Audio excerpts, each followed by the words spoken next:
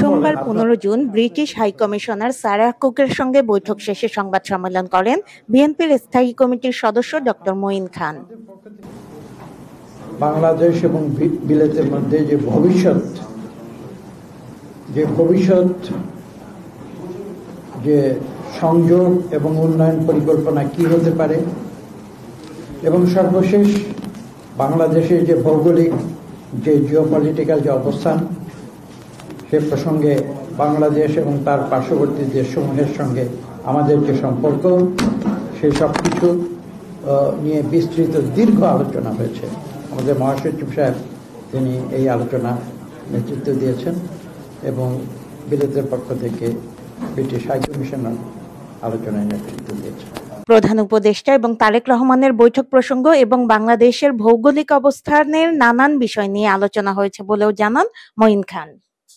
আমাদের ভারপ্রাপ্ত চেয়ারম্যান জনাব তারেক রহমানের মধ্যে যে আলোচনা হয়েছে, তৎপরবর্তী যে প্রতিক্রিয়া এবং পরিস্থিতি,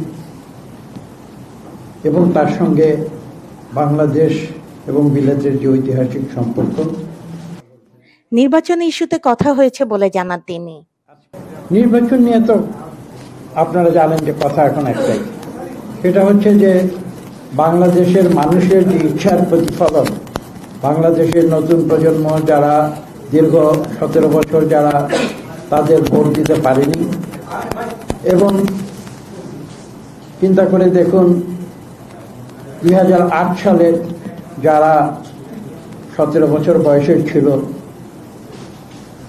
তৎপরবর্তী 2024 সালে অগাস্টে এসে তাদের বয়স কত হয়েছে, সেটাও চিন্তা করুন। যে ডেমোগ্রাফিক যে প্যাটার্ন, সেই ডেমোগ্রাফিক প্যাটার্নের কথা চিন্তা করুন।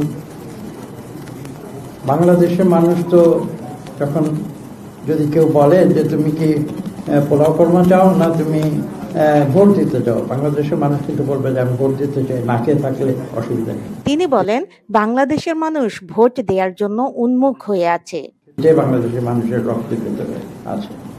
তো কাজে নির্বাচন নিয়ে তো আপনারা বুঝতেই পারছেন যে বাংলাদেশের মানুষ কোটি কোটি মানুষ, 12 কোটি ভোটার এখন বলা হচ্ছে ইন রাউন্ড ফিগার্স, তারা ভোট দেওয়ার জন্য উন্মুখ।